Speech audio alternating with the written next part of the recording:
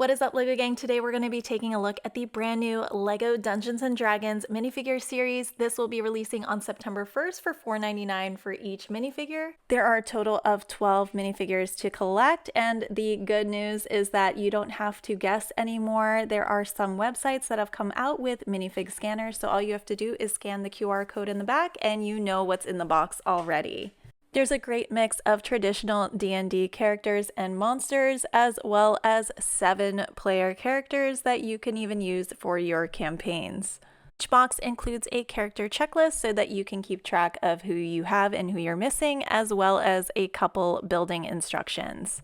One of my favorite parts in this new series are the printed cobblestone minifigure stands. These are amazing. So without further ado, let's take a look at the complete D&D CMF series. Up first, we have the Vampire Dark Lord from Barovia, Strad von Zarovich, and he comes with a bastard sword, a crystal chalice, as well as a Barovian dusk rat.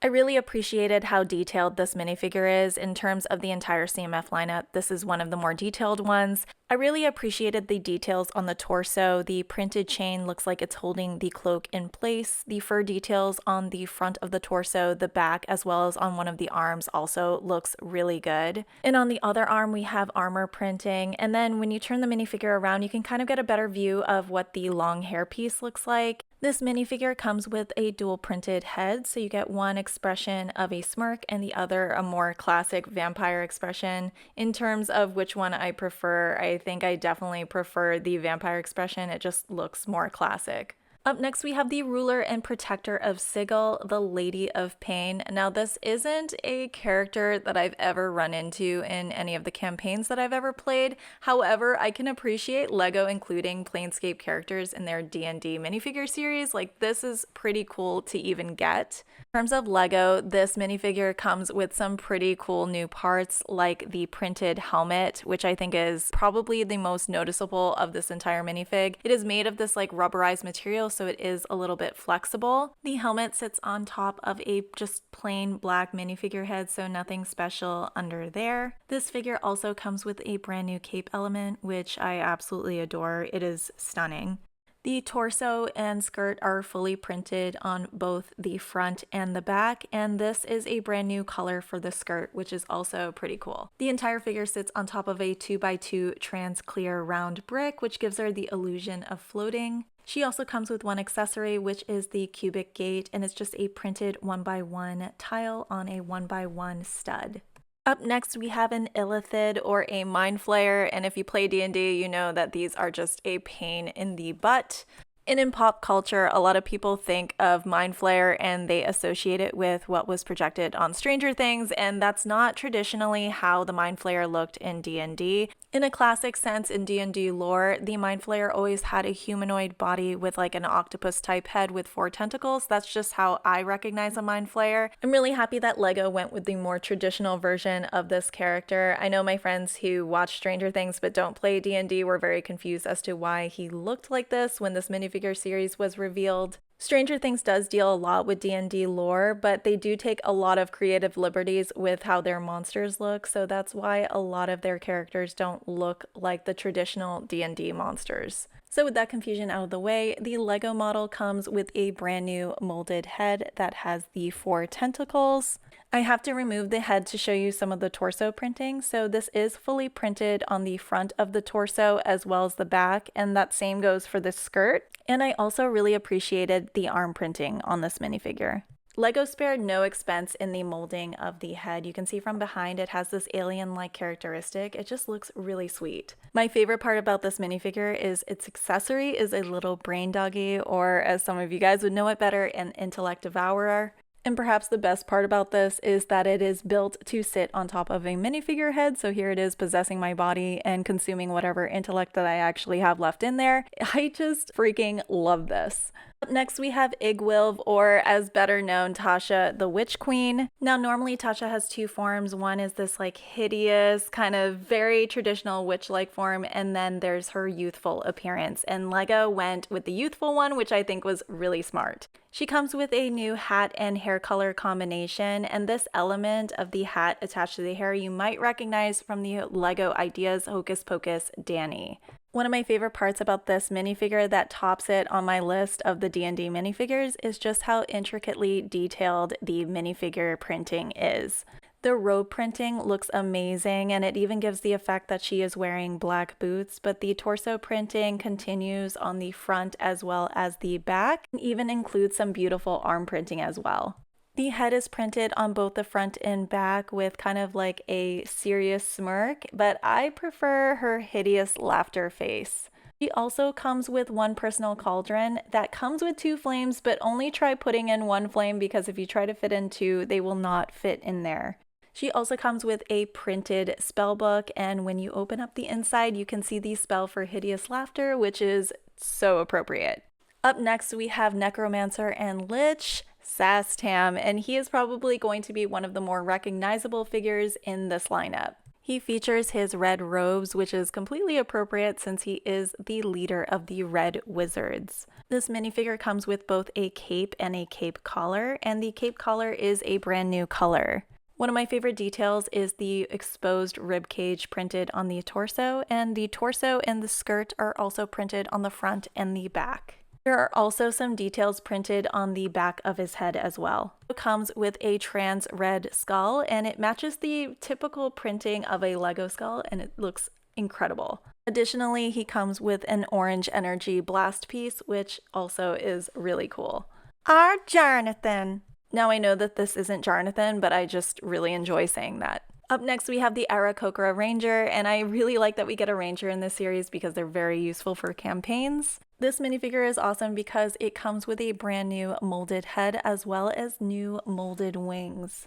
His torso is fully printed as well as his little talons on his leg pieces, and on the back it is also fully printed, but you can't see this unless you remove the wings. And from the back you can also get a better view of the molded head that has these feather elements coming out of it. His legs use the fawn legs that have been seen in a previous CMF series, and they also have the talon printings, which is a really great touch.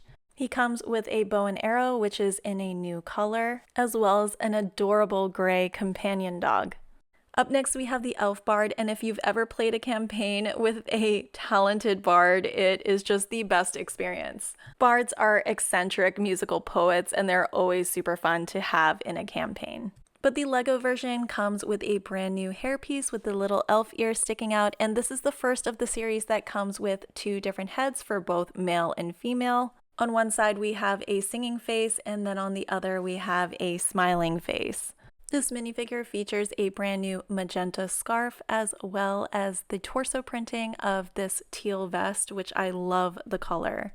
The torso is fully printed as well as the front of the legs, and the back of the torso is also printing, and you can get a better view of the dual molded legs. This minifigure also comes with a brand new printed lute as well as a golden sword.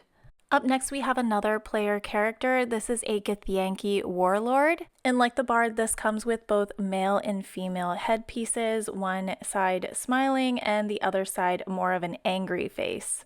The minifig comes with a fully detailed shoulder piece that is also removable, but I especially like the torso printing on this minifigure. The legs are dual molded and feature a satchel of the moon as well as sending stones. On the back of the torso, there are 2 potions printed as well as a little key. There are 2 accessories with this minifig. One is a staff with an eye that looks especially amazing, and then there's a new part of a dagger. We get 2 of them so you can dual wield if you'd really like. The next minifig we get is a Tling Sorcerer. This is another one of our player character minifigs, so we get the male and female heads included with a side smirk, and the other side is more of a fierce warrior face. Some notable characteristics of this minifigure are the new hairpiece with the horns as well as the tailpiece that's included.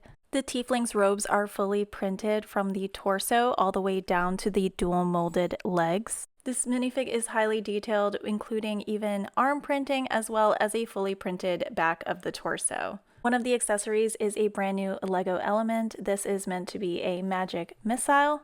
But far and away, the best accessory that comes with this minifig is the brand new mini dragon, which is a new Lego mold.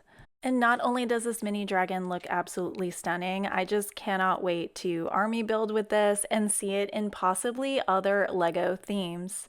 And an added bonus is she looks like she could be Cinder Howell's little baby dragon from the LEGO Ideas D&D set.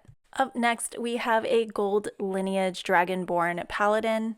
I feel like this is far and away going to be the most sought out minifigure in this series. In terms of LEGO, this is the second dragonborn that we are getting, the first being Alex Jadescales from the LEGO Ideas D&D set. There are some differences from Alex Jadescales, a little sharper teeth, as well as the gold coloring and the gold details. The armor for this minifig is a brand new element from LEGO, and the best part is that it's fully detailed and it can be removed.